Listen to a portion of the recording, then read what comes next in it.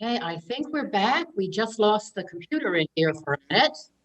So I'd like to welcome everyone to our first service of 2021. And can everyone hear me? I guess, I hope. So I'd like to start by turning you over to David Netches for our opening hymn, Enter, Rejoice, and Come In. Good morning. Happy New Year to everybody. It's a beautiful sunny morning out there. This is a well-familiar hymn, so I hope you'll all join with me at home. Here we go.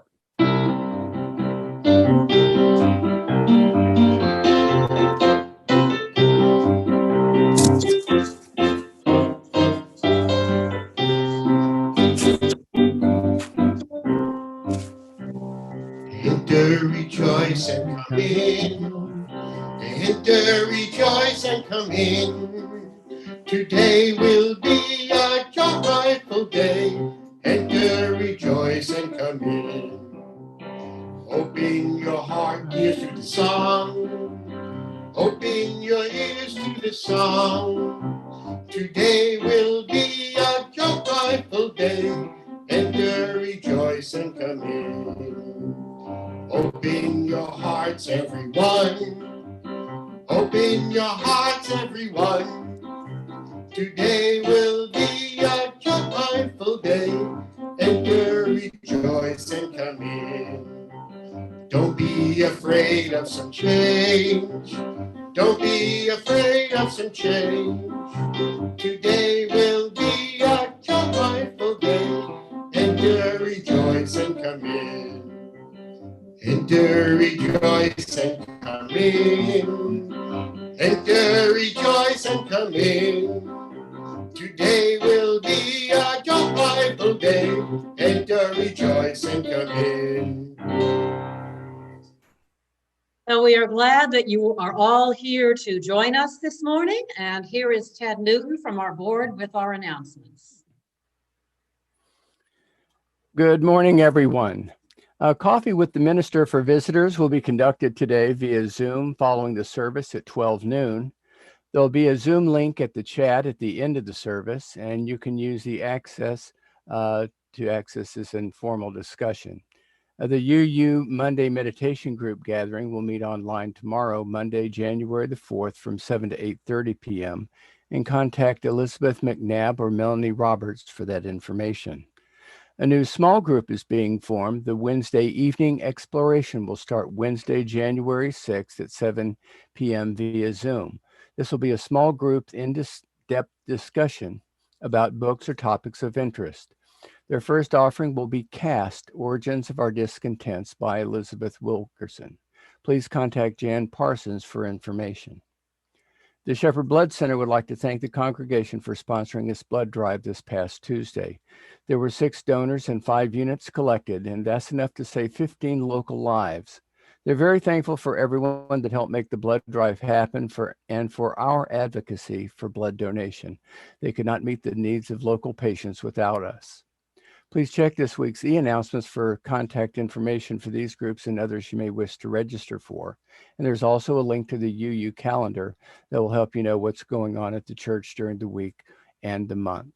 And a reminder that starting this month, you only need to register once for the Sunday services for the entire quarter, January through March. The church does remain continuously open in phase 3 of its reopening guidelines, which are posted on our Facebook page that allows groups of less than 15 to meet in the church in appropriate rooms under our reopening guidelines. Please let your board liaison and the church administrator know if you wish to meet in the church so the reopening team member or the board liaison can answer questions and guide you through the process and for the opening and closing guidelines.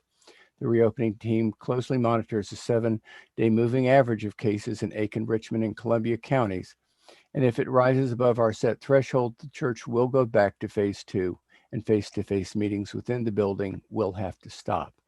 They'll make you aware of our weekly reopening phase and the e-announcements, and leaders of any planned church meetings will be immediately notified. And please get immunized against the seasonal flu as your best defense to prevent the flu for ages 6 months and older. And continue to perform hand hygiene measures, wear those face coverings when outside your home, socially distance, and stay home when sick. These measures prevent both the flu and coronavirus infections. Thank you and have a great Sunday. Thank you, Ted. And now let us enter into our time of worship. Our chalice lighting words are by David Bumrau. We are here dedicated to the proposition that beneath all our differences, behind all our diversity, there is a unity that binds us forever together in spite of time and death and the space between the stars. We pause in silent witness to that unity.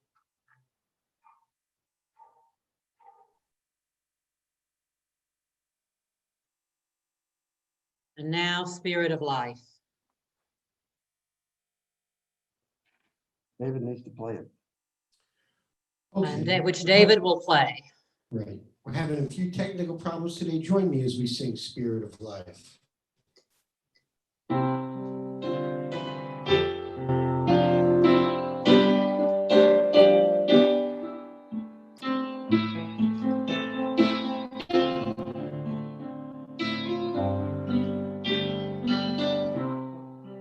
Spirit of life, come unto me, sing in my heart all the stirrings of compassion, blow in the wind, rise in the sea, move in the hand, giving life the shape of justice, roots boldly close, wings set me free, Spirit of life, come to me, come to me. And so now is the time when we share our joys and sorrows from our community. And here is Jan Parsons from our pastoral care team. Good morning. Now is the time when we come together to share our joys and sorrows. If we were in the sanctuary, we would be dropping stones into water. If you have a candle you'd like to light at home and have that part of your Sunday worship, feel free. We always remember first those who cannot be with us today. We also remember those in military service and their families. If you wish to share a joy or a sorrow, please raise your hand as I call on you. If you will unmute yourself and turn on your camera, you will then appear on screen to share your joy or sorrow. I'm going to light the first candle, my candle, for my dad, who died this week on Wednesday after a very short illness. And I thank all of you for your words of condolence and support. Are there hands raised?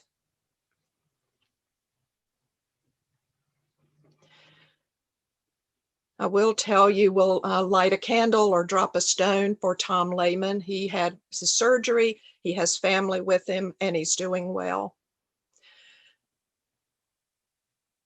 I see no hands raised this morning. Light the final candle, drop the final stone. For all those unspoken joys or sorrows, we hold them in the heart of this community. Thank you, Jan. So since I am in the sanctuary, I will drop a collective stone for all of us. And here now is our time of meditation. So I invite you to get very comfortable wherever you're sitting. Let your body relax. Feel your feet on the ground. Relax your shoulders. Unclench your jaws. Be aware of your spine for a moment and just very gently pull up from the top of your head, elongating your spine. And let the root of your spine sink into the ground like a literal root connecting you with our earth in this time of winter.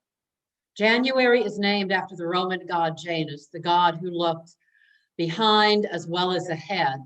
And this is a season with our new year where we've been evaluating the last year, looking forward to the changes in 2021. We have another significant election coming up here.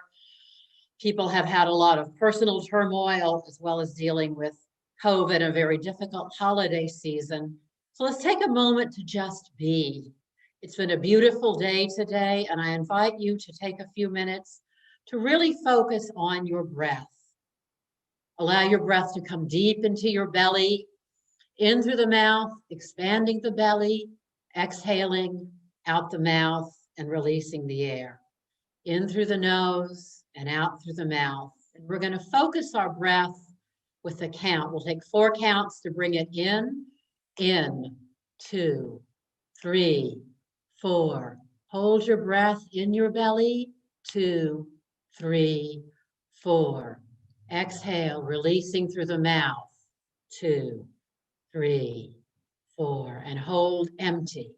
2, 3, 4. In, 2, 3, 4. Hold, 2, 3, 4.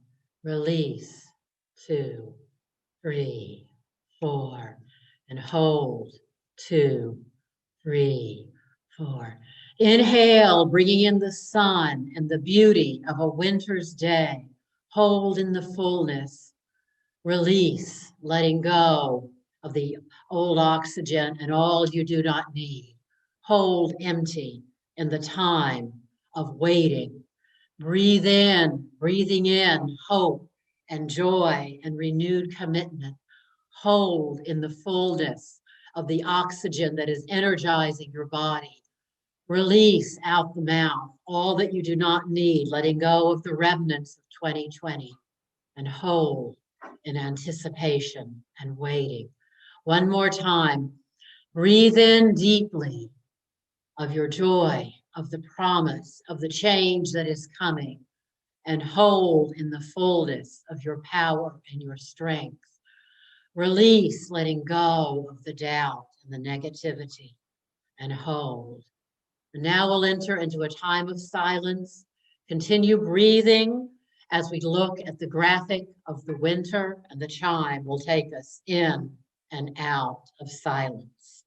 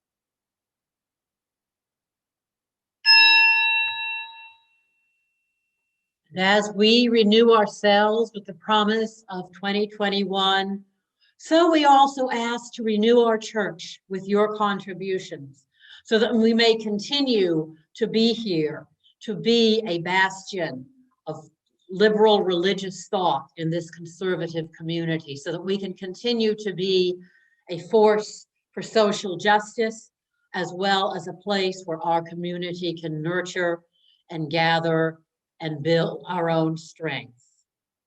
So we ask that you be generous. The link for donations will be posted, and David will play the offertory.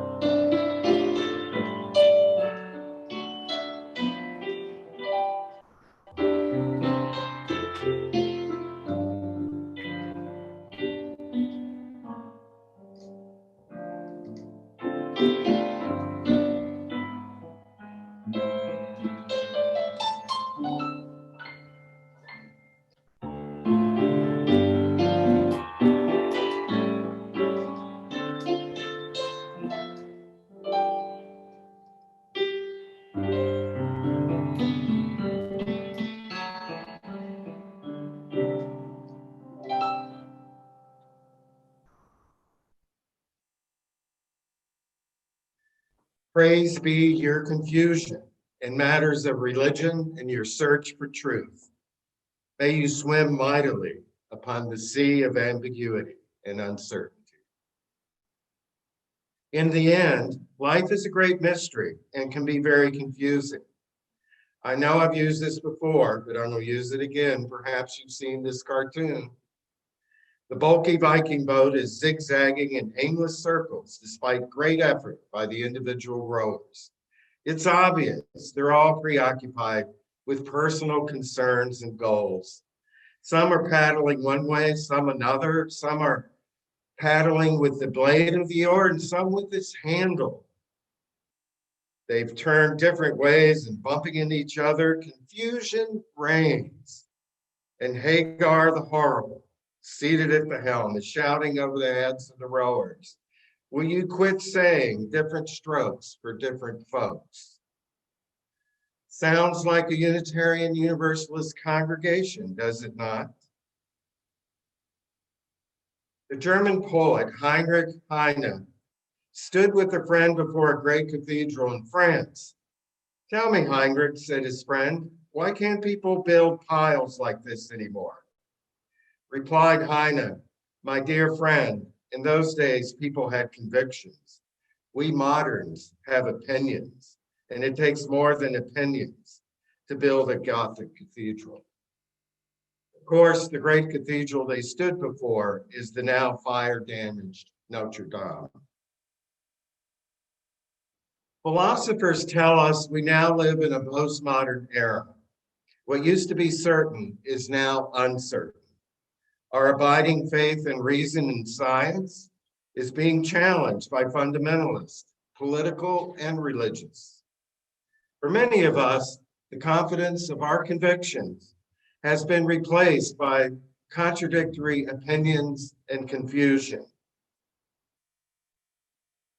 Some 22 years ago, scientists in Australia dug up some rocks and found fossilized remains of life dating back further than ever before.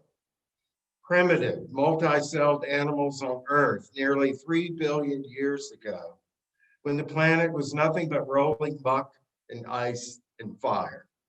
And inside those cells was DNA. Incredibly complex strands of chemicals laced together in a scheme so sophisticated, no one yet understands exactly how it works. When my dad died, I was walking the beach, which is near Wilmington, with my cousin Lynn. And I said to Lynn, "You know, I could walk this beach for the rest of my life and not work." And I guess it's because it's where we came from. And Lynn turned to me and said, "Not all of us think that way, Don. Least we become too smug and self-satisfied with the superiority of the scientific theory of evolution over a literal reading of the biblical story of creation." Consider these statements. The great scientist Niels Bohr once told his students, "Every sentence that I utter should be regarded by you not as an assertion, but a question." Max Born, Nobel Prize-winning German physicist, said, "I am convinced that ideas such as absolute certainties, absolute precision, final truth, and etc. are phantoms which should be excluded from science." The British mathematician Jacob Rogoski wrote, "There is no absolute knowledge. All information is imperfect." It all goes back to the Heisenberg uncertainty principle, which shook the foundations of science. It has spilled over into other fields as well. Truth is not really absolute. We live in a world of ultimate uncertainty. If scientific truth, with its scientific method, replicable experience, experiments, and accumulation of facts is not trustworthy, then postmodernism has really compromised our comfort zone, especially of those of us who are living in our golden years. Some would say the Enlightenment is dead, or at least under duress. Its promise is clouded by irrationality and fanaticism. In this sea of uncertainty, fundamentalist religion, are we done? Should I keep going? In this sea of uncertainty, fundamentalist religion and politics are thriving. Why not only, that's not helping me, standing in front of me. We're not only science, but politics, economics, and ethics are in turmoil. It is appealing to cling to the certitude of the Bible or to the latest guru of salvation. People will not find infallible religion in our midst. Some will say that the weakness of Unitarian Universalism is our unwillingness to submit to any outside authority, that each individual must build his or her own theology. This is thought to be the arrogance of our faith. Take the parable of the three baseball umpires who were discussing how they call balls and strikes. The rookie umpire said, "I call them as I see them." The somewhat more experienced umpire said, "I call them as they are." The wily old veteran umpire said, "They ain't nothing till I call them." And so we too must ultimately choose our authority, whether it be outside ourselves or our own inner convictions. Only we can make this decision. This is the human predicament. We can never be sure we have absolute truth. However, when we profess not to know the final truth, we're accused of relativism or worse. We must then do our best with what information we have, apply our deepest values, and make our hard choices. As one philosopher puts it, and I quote, "If you're rational, morally sensitive, intellectually and spiritually honest, you're also confused." Theologians glorify the virtues of simple faith, but faith is never simple. Moralists, too, always have clear-cut answers to ethical questions, but that's because they avoid complexity. If your values are open to other points of view, then you must expect to be bewildered on occasion. Confusion is not the end of wisdom, but the beginning of wisdom. I find this to be a hard but satisfying way. I would rather live in humble uncertainty about the ultimate questions of life and death than in arrogant certainty that I have found the answer and must enlighten others who have not. That is a presumption I would not want to make. Instead, I prefer to live in a community of religious dialogue in which we share what light we have found, acknowledge our limitations, and support one another on our spiritual path in search for truth. The communal nature of our theological method is aptly summarized in the African proverb, "I am because we are." Again, the African epigram, "It takes a whole village to raise a child," suggests that it takes a whole religious community to do theology. Living our religious diversity, we pride ourselves on being able to agree to disagree agreeably. When we fail to do this, we tear at the very fabric of our life together as a congregation.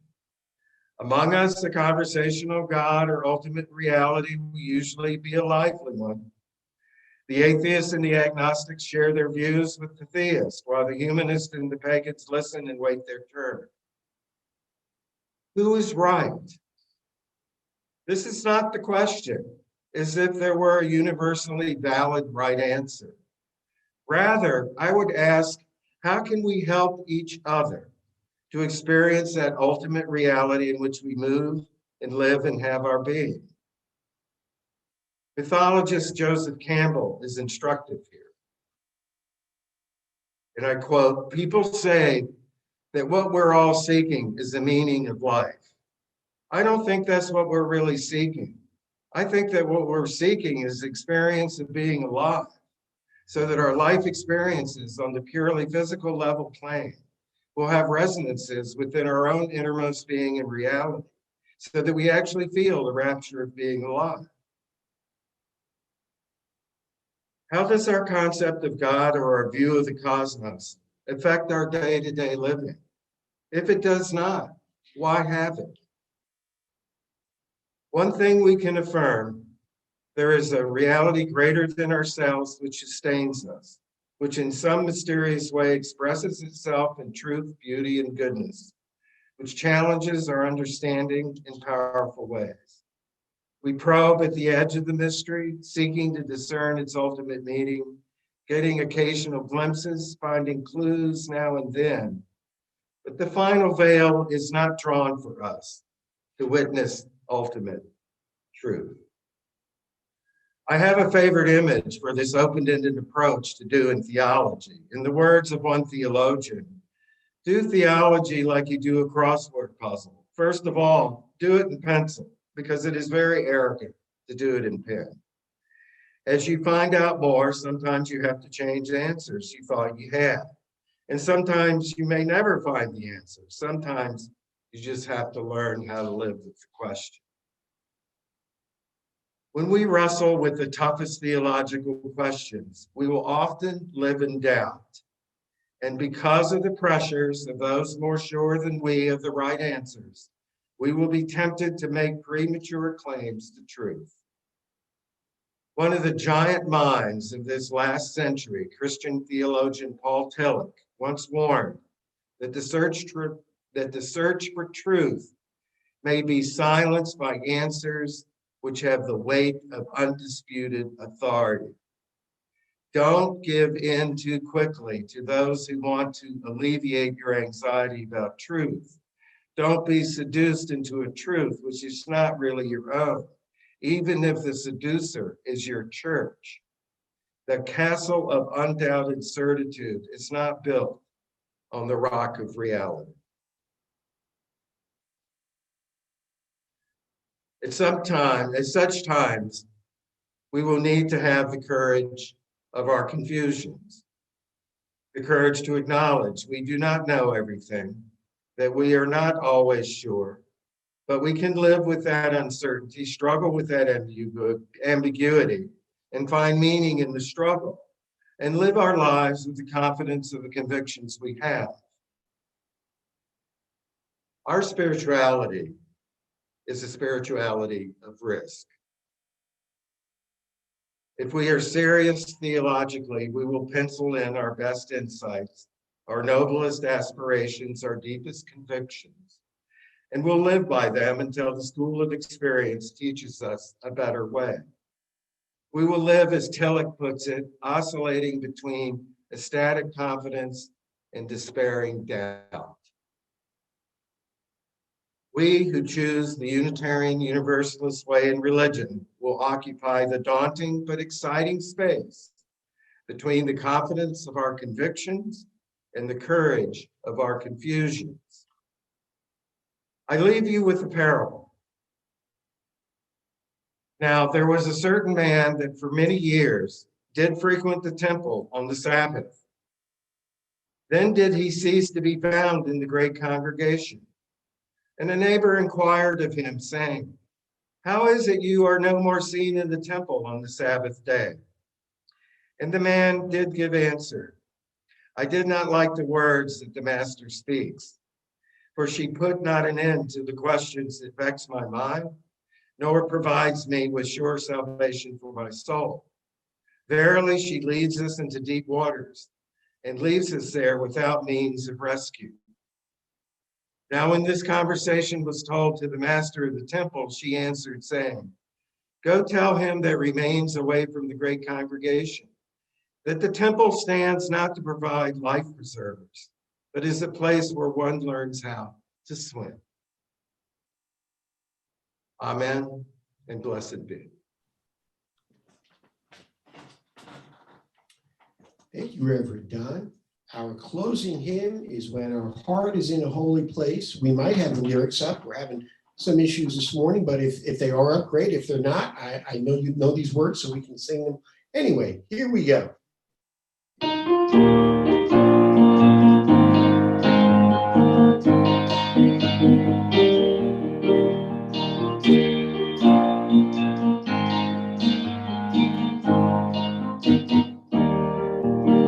When our heart is in in a holy place. We are blessed with love and amazing grace when our heart is in a holy place. When we trust the wisdom in each of us, every color, every creed and kind. When we see the faces in each other's eyes, then our heart is in a holy place. When our heart is in a holy place, when our heart is in a holy place, we are blessed with love and amazing grace. When our heart is in a holy place, when we tell our stories from deep inside, and we listen with a loving mind, when we hear our voices in each other's words, then our heart is in a holy place. When a holy place, when our heart is in a holy place, we are blessed with love and amazing grace. When our heart is in a holy place, when we share the silence of sacred space, and the God of our hearts stirs within, then we feel the power of each other's faith. Then our heart is in a holy place. When our heart is in a holy place. When our heart is in a holy place. When we're blessed with love and amazing grace. When our heart is in a holy place. When our heart is in a holy place. Our closing words are from Sarah Morris Campbell. We receive fragments of holiness, glimpses of eternity, brief moments of insight. Let us gather them up for the precious gifts that they are, and renewed by their grace, move boldly into the unknown.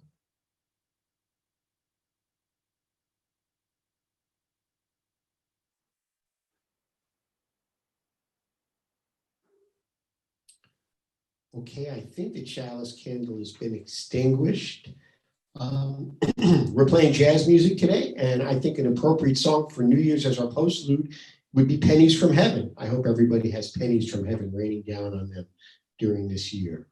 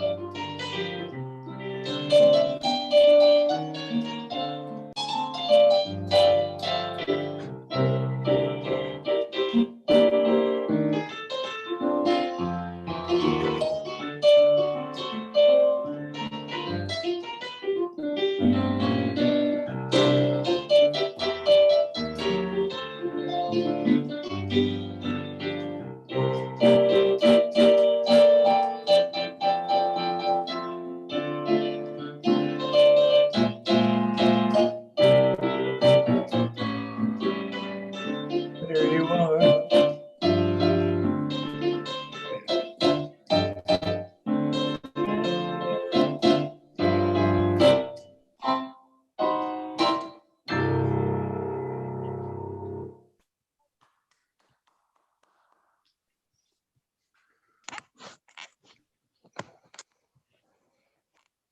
Good morning. It's okay to unmute. Good morning. Good morning, Morning.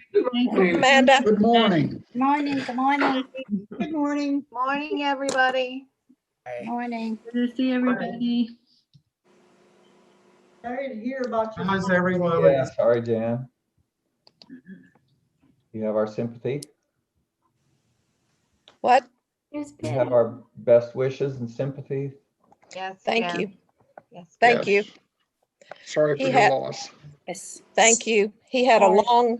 long, well-lived, well-loved life and died quickly with a lot of family around him. And it was as good a death as you could get. So thank you. The kind of death I hope I have someday. It's a good way to die. It's the way my Yep. father died. It was. Hope everybody's done their end of life paperwork. Oh, Reminder. Yeah, we had to get a commercial in there. I think Reverend Don's sermon today was just so wonderful, and I'm going to have to go back and listen to it again because I think it probably gave you some help too, Jan. I think one of the things that struck me the most, because I was talking to family this weekend and we were asking certain questions, and he said sometimes it's not the questions that you need to know. You need to know how to live or the answers that you need to know. You need to know how to live with the